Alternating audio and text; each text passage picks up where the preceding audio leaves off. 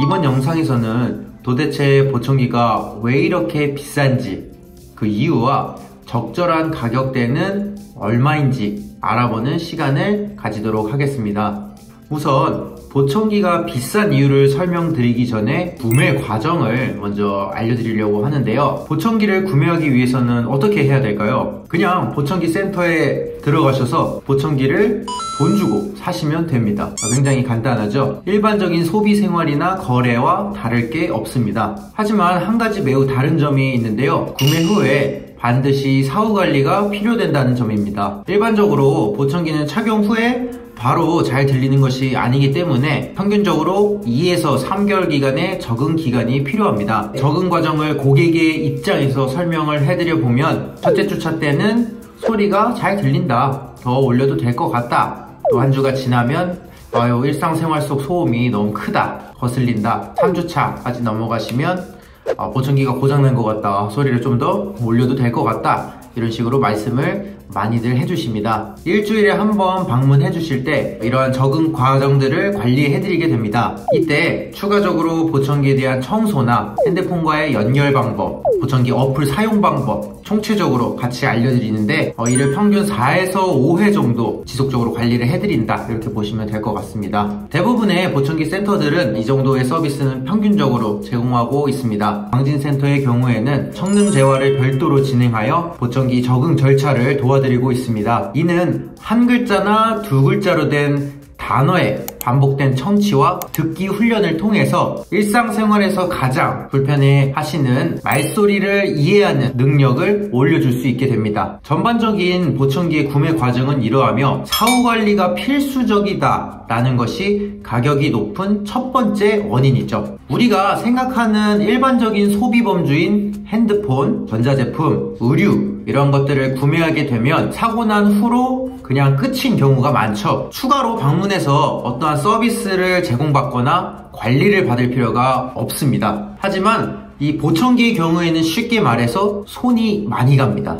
예를 들어 보면 인테리어와 좀 비슷한 맥락이 있는데요. 내가 만족하지 못한 부분의 작업을 다시 요청하고 또 수정하고, 이러한 과정을 굉장히 많이 반복하면서 작업물이 만족할 때까지 맞추어서 나가게 됩니다. 또 다른 예로 맞춤 양복점을 생각할 수 있는데, 옷이 나에게 맞지 않거나 마음에 들지 않는 부분이 있으면 다시 재단을 하고 수정을 요청합니다. 때문에 우리는 이미 기성복과 맞춤 정장복, 이 두 가지의 금액 차이가 확연히 날 수밖에 없다고 인정하지 않겠습니까? 즉, 보청기의 금액을 이야기할 때에는 단순히 기계 자체의 거래를 의미하기보다는 거기에 추가적인 사후관리, 서비스 비용이 거의 절반 이상을 차지한다고 볼 수 있습니다. 때문에 보청기 센터별로 구매 후에 어떠한 서비스를 제공받을 수 있는지 체크하는 것이 매우 중요하게 됩니다. 여러 보청기 센터에서 상담을 받아보시게 되면 세세한 건 좀 다를 수 있지만, 크게 무료 보청기 체험이나 보증금을 결제를 통해서 새로운 보청기를 주문하고 착용하게 됩니다. 이때 기간은 최소 한 달 정도 체험을 하시게 되는데, 2번, 그리고 많게는 한 5번 정도 센터에 방문을 하시게 되고, 방문 후 소리 조절과 성능 재활이 추가적으로 진행하게 됩니다. 그리고 체험이 끝나고 구매 확정 후에도 여러가지 수리 서비스나 소리 조절, 청력 검사, 끊임없는 사후 관리가 제공됩니다. 결과적으로 단 한 건의 고객과의 거래를 위해서 적게는 한 3주, 많게는 10주까지 시간과 인력을 투자하게 됩니다. 때문에 굉장히 저렴한 파격 세일을 한다거나 후려치는 가격을 통해서 보청기를 제공한다, 광고를 하시는 분들은 거의 없습니다. 오히려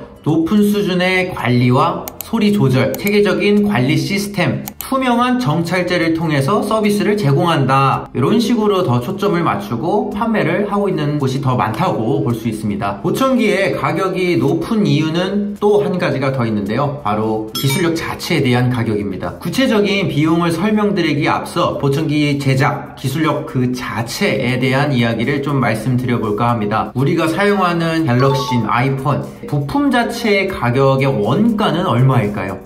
아마 우리가 결제하는 총 금액의 10%가 채 되지 않을 겁니다. 하지만 모든 핸드폰이 100만원대가 넘어가는 것을 이해하지 못하시는 분은 크게 많지는 않습니다. 플라스틱이나 고철을 구매하는 것이 아니라 집약되어 있는 IT 기술을 구매하는 것이라고 생각하기 때문이죠. 보청기도 마찬가지입니다. 보청기의 제작만 하더라도 최신 3D 스캐닝 기술을 통해 보청기 겉부분을 생산하며 내부의 부품들 하나하나를 독자적으로 생산하고 조립하는 시스템을 갖춰야만 합니다. 이는 디자인과 과학의 공통 상업 분야라고 볼 수 있습니다. 또한 안에 들어가는 칩셋의 제작은 전부 수작업으로 이루어지며 각각 제조사의 기술력을 포함하고 있습니다. 이러한 칩셋은 보청기의 AI 기능과 함께 자동으로 소음을 관리 및 처리해주며 다양한 환경에서 사용자에게 알맞는 소리를 제공해주는 기술로 발전되었습니다. 그렇다면 이렇게 기술력과 사후관리비로 책정된 보청기의 적당한 가격은 어떻게 될까요? 보청기는 쉽게 말해 사양과 추가되어 있는 기능에 따라서 가격이 나눠지게 됩니다.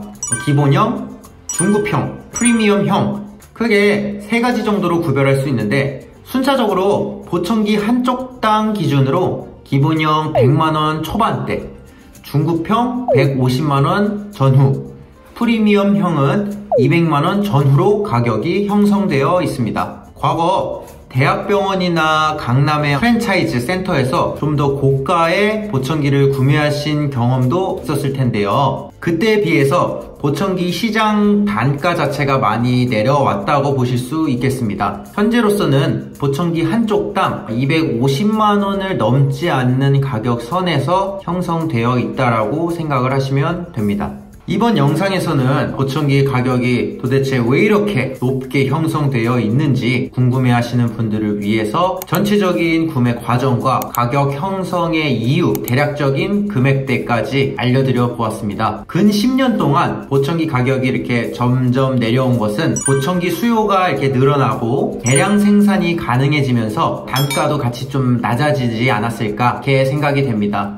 앞으로도 소비자에게 좀 더 합리적인 가격으로 책정되기를 개인적으로 기대를 해보고 있습니다. 모쪼록 궁금해하셨던 내용들이 조금이라도 해소되셨길 바라면서 앞으로도 더 유익한 정보로 도움을 드릴 수 있는 당진센터가 되도록 하겠습니다. 영상 시청해주셔서 진심으로 감사드립니다. 좋은 하루 되시고요. 항상 건강하시길 바랍니다.